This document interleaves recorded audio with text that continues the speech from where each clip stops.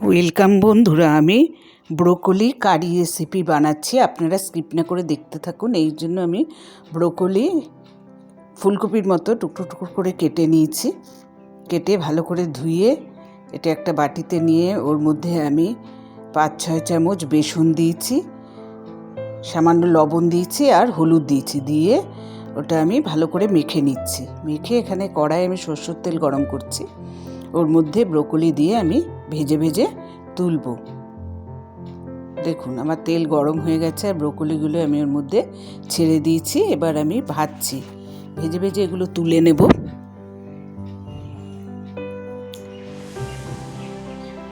আপনারা শেষ পর্যন্ত দেখতে থাকুন। এরপরে আমি এখানে গোটা জিরে, তেজপাতা, শুকনো লঙ্কা ফোড়ন দিয়ে আর আলু লাল করে ভেজে দিয়েছি। আর আলুটা একপাশে করে একটা পেঁয়াজ দিয়ে দিয়েছি। পেঁয়াজটা আমি ভাজছি। এর মধ্যে আমি আদা রসুন পেস্ট দিয়ে দিলাম পেঁয়াজের মধ্যে, দিয়ে একসঙ্গে ভেজে নিচ্ছি। পেঁয়াজ আর আদা রসুন এক সাইড করে, আলু এক সাইড করে একসঙ্গে দিয়ে দিয়েছি। এর মধ্যে আমি এখন একটা টমেটো আর 5-6টা কাঁচা লঙ্কা চিড়ে দিয়ে দিয়েছি। দিয়ে সব আমি ভাজছি।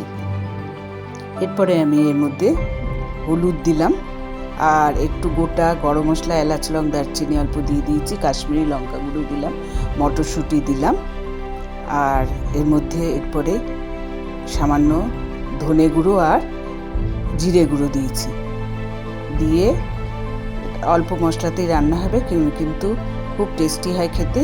সামান্য চিনি দিলাম। দিয়ে সব দেখুন কত সুন্দর রঙটা হয়ে গেছে। টমেটো পড়াতে মটরশুঁটি আলু সব লাল লাল করে, কতটা লাল লাল করে ভাজা হয়ে গেছে। দিয়ে এবারে আমি ব্রোকলি ভেজে রেখেছিলাম ওটা এর মধ্যে দিয়ে দিলাম। দিয়ে আমি সব ভালো করে কষিয়ে কষিয়ে রান্না করছি। এবার আমি স্বাদ মতো এতে নুন দিয়ে দিয়েছি। আগে ব্রোকলিতে সামান্য নুন দিয়ে আমি ভেজেছিলাম। এবারে আমি বাকি নুন দিয়ে দিলাম। দিয়ে সামান্য জল দিলাম যাতে মশলাটা পুড়ে না যায়। এইভাবে আপনারা অবশ্যই করবেন, করে আমাকে কমেন্টে লিখে জানাবেন। এটা খুবই টেস্টি হয় খেতে। এবার এর মধ্যে আমি পরিমাণ মতো জল দিয়ে দিয়েছি। জল দিয়ে এবার ব্রোকলি আলু মোটামুটি আমার সেদ্ধ হয়ে গেছে। এবার এটা ফুটছে। এইভাবে অবশ্যই আপনারা করবেন এবং আমার নতুন রেসিপি পেতে হলে আরও সাবস্ক্রাইব করবেন।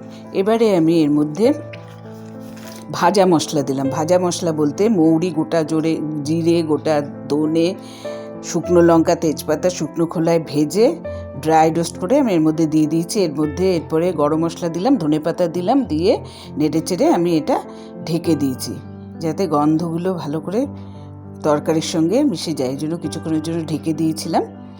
দিয়ে আমার দেখুন ব্রোকলি আমার তৈরি হয়ে গেছে। ব্রোকলির কারি তৈরি হয়েছে। অবশ্যই এভাবে আপনারা করবেন, লাইক শেয়ার করবেন।